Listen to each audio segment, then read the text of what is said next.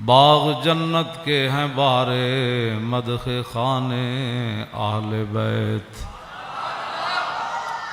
تم کو مژدہ نار کا اے دشمنان اہل بیت۔ ان کے گھر بے اجازت جبریل آتے نہیں، قدر والے جانتے ہیں قدر و شان اہل بیت۔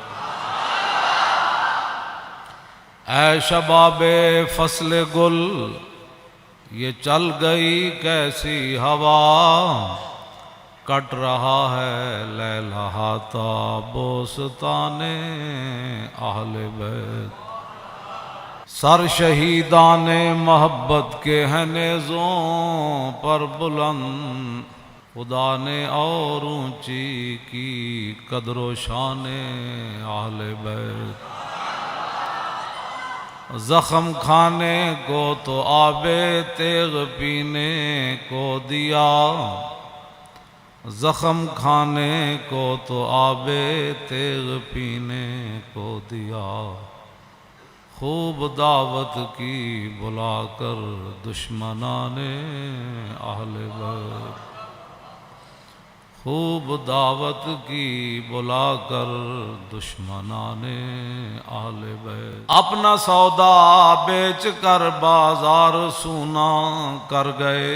عن عقبۃ بن ابی العزیر ان الحسین خطب اصحابہ واصحاب الحر بالبیدۃ۔ عقبہ بن ابی العزار یہ کہتے ہیں کہ مقام بیدہ پر حضرت امام علی مقام امام حسین نے خطبہ دیا، اپنے ساتھیوں کو بھی، اور ہر جو یزیدی فوج کے سپس بعد میں پھر امام علی مقام کے ساتھ بھی آ گئے، پھر حضرت ہر بن گئے۔ آپ نے خطبہ دیا مقام بیدہ پر، فرمایا فحمد اللہ واسنا علیہ، اللہ کی تعریف بیان کی، پھر اس کی توصیف بیان کی۔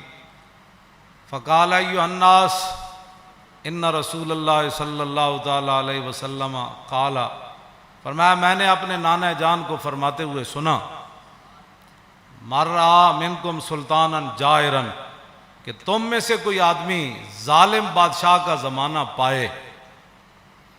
یہاں تو ظالم کہنا بھی کہتے ہیں جی آپ نے ظالم کہہ دیا۔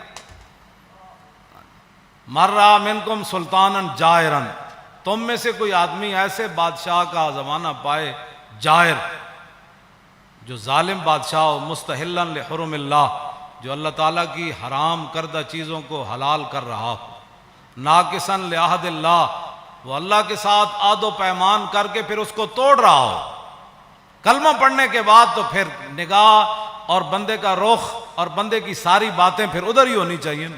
لو جی مر رہا منکم سلطانا، اے مولا حسین دا خطبہ ہے، مر رہا منکم سلطانا جائرا مستحلا لحرم اللہ ناقصا لعہد اللہ مخالفا لسنت رسول اللہ، اور یعمل فی عباد اللہ بالاسم والعدوان۔ فرمایا رسول اللہ نے، میرے نانا جان نے فرمایا جو ظالم بادشاہ کو دیکھے اللہ تعالیٰ کی حرام کردہ چیزوں کو حلال کرے اور اللہ کے ساتھ عہد و پیمان، کلمہ پڑھنے کے بعد بندے کی مرضی مک جاتی ہے، فرمایا اللہ کے ساتھ عہد و پیمان وہ توڑ دے، رسول اللہ کی سنت کی مخالفت کرے، یعمل فی عباد اللہ بالاسم والعدوان، اور قوم کے اندر برائیاں اور قوم کے اندر گناہ اس کا رواج دے، بجائے اس کے قوم کے اندر برائیاں اور گناہ کو ختم کرے، نہیں، یعمل فی عباد اللہ بالاسم والعدوان، وہاں سرکشی اور ظلم و ستم اور گناہ کو رواج دے۔ فلم یغیر علیہ بقول ولا فعل وکان حقا علی اللہ ان یدخلہ مدخلا۔ مولا حسین فرمانے لگے کہ پھر میرے نانا جان نے کیا فرمایا، ان حالات کو دیکھ کر کوئی بندہ اپنی زبان سے اور اپنے ہاتھ سے اس ظالم کا ہاتھ نہیں پکڑتا تو اللہ رب العالمین قیامت والے دن جس جگہ اس ظالم کو داخل کرے گا نا، وہ تماشا دیکھنے والے کو بھی داخل کر دے۔ ہمیں بھی بہت سارے لوگ مخلصانہ مشورہ دیتے ہیں، آپ کو کیا پڑی ہے، اس معذوری کی حالت میں آپ جیلیں کاٹتے ہیں، یہ کرتے ہیں، وہ کرتے ہیں، جی یہی بات ہے، کیا پڑی ہے آپ کو؟ دیکھیں بڑے بڑے لوگ، بڑے بڑے متقی پرہیزگار اپنے آستانوں پر بیٹھے ہیں، اور بڑے بڑے شیوخ حدیث حدیثیں پڑھا رہے ہیں، اور بڑے بڑے مدارس چل رہے ہیں، آپ کو کیا مصیبت پڑی ہے؟ کیوں جی؟ جو چیز مولا حسین کو لے کر کربلا میں گئی نا، وہی چیز خادم حسین کو بھی پریشان کرتی ہے۔ آگے آپ نے کیا فرمایا؟ الا ان ہؤلاء قد لزموا طاعۃ الشیطان وترکوا طاعۃ الرحمن واظہروا الفساد وعطلوا الحدود واستاثروا بالفیء وانا احق بالغیر۔ آپ نے فرمایا دیکھتے نہیں یزید نے کیا کام شروع کر دیا؟ قد لزموا طاعۃ الشیطان، یہ سارے کے سارے شیطان کے اطاعت گزار بن گئے۔ وترکوا طاعۃ الرحمن، اللہ کی اطاعت انہوں نے چھوڑ دی۔ واظہروا الفساد، ہر جگہ انہوں نے دنگا و فساد برپا کر دیا۔ وعطلوا الحدود، اور اللہ تعالیٰ کے احکام اور اس کی حدود کو معطل کر دیا۔ واستاثروا بالفیء، اور قومی خزانہ لوٹ کر کھا رہے ہیں۔ یہ امام حسین نے پھر آگے پہلے یہ بات فرمائی، پھر آپ نے فرمایا حسین مقابلے میں کیوں آیا؟ چشم گریاں، مزرعے اور گلا کٹ کر نمازے، اور شمر کا خنجر گلوئے خشک پر چلتا رہا، اور بزم حق روشن رہی اور حق کا دیا جلتا رہا۔ اے امام علی مقام فرمایا وانا حق بالغیر، فرمایا حسین سب سے زیادہ حق رکھتا ہے کہ یزید کے مقابلے میں آئے۔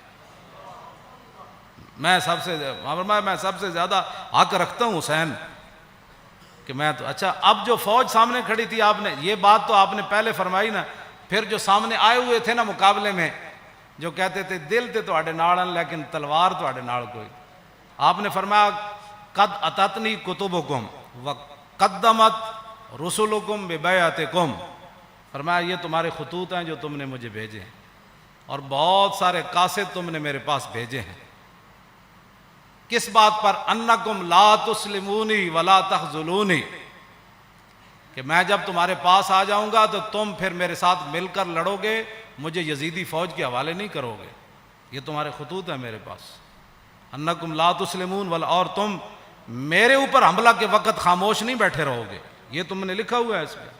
فَإِن تَمَمْتُمْ بِبَيْعَتِكُمْ تَرْشُدُوا، فرمایا اگر تم اپنی اس بیعت پر قائم رہتے ہو تو پھر ہدایت پا جاؤ گے، تُصِيبُوا رُشْدَكُمْ، ہاں جی پھر تم ہدایت پا جاؤ گے، پھر تمہیں کوئی مسئلہ نہیں ہے۔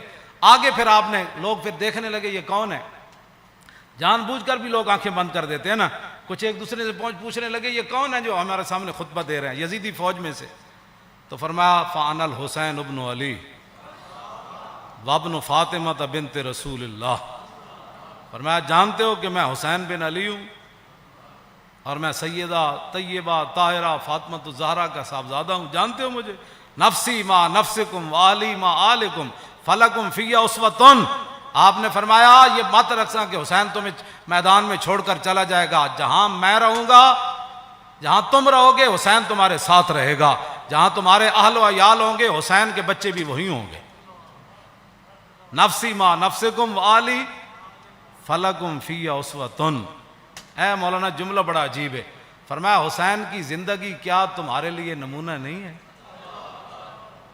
اے میرے بچے سارے میں بھائی ناڑ لے آیا، سارا خاندان لے آیا، حسین کے میرے فلکم فی اسوۃ، تمہارے لیے میری زندگی ایک نمونہ ہے کہ میں سب کچھ دین کی خاطر لٹانے کے لیے آ گیا ہوں۔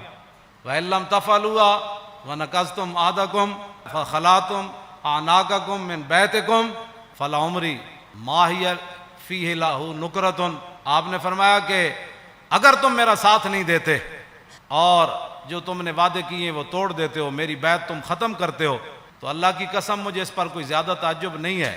لَقَدْ فَعَلْتُمُوهَا بِأَبِي وَأَخِي وَابْنِ عَمِّي مسلم، فرمایا مجھ سے پہلے تم میرے ابا جی کے ساتھ بھی یہ غداری کر چکے ہو، اور میرے بھائی حسن کے ساتھ بھی تم غداری کر چکے ہو، اور میرے چچا زاد بھائی مسلم بن عقیل کے ساتھ بھی غداری کر چکے۔ وَالْمَغْرُورُ مَنِ اغْتَرَّ بِكُمْ فَحَظَّكُمْ أَحْطَاطُمْ وَنَصِيبَكُمْ دَيَّاتُمْ، فرمایا تم سے بڑا کائنات میں بد نصیب کوئی نہیں، جن کو اللہ نے اتنا بڑا حصہ دیا اسلام کی خدمت کرنے کے لیے کہ محمد الرسول اللہ کے نواسے خود آ گئے تمہارے پاس اور پورا خاندان لے کر آ گئے، فرمایا تم سے بڑا کائنات میں بد نصیب کوئی نہیں، جو حصہ تمہارے حصے میں آنا تھا، جو خدمت آنی تھی تم نے اس کو ضائع کر دیا۔ آخر میں پھر آپ نے یہ جملے کہہ کر اپنا خطبہ ختم کر دیا، فمن نقص فانما ينقص على نفسی، فرمایا جس نے اپنا عہد و پیمان توڑا قیامت والے دن اس کا وبال اسی پر آئے گا۔ حسین آج برات کا اعلان کر رہا ہے، آگے کیا آخری جملہ فرمایا، فَسَيُغْنِ اللَّهُ عَنْكُمْ، السلام علیکم ورحمۃ اللہ وبرکاتہ، بس یہ کہہ کر آپ نے خطبہ چھوڑ دیا۔ آپ نے فرمایا ان قریب حسین کو رب تم سے بے نیاز کر دے گا، اور پھر السلام علیکم ورحمۃ اللہ وبرکاتہ کہہ کر آپ نے خطبے کو چھوڑ دیا۔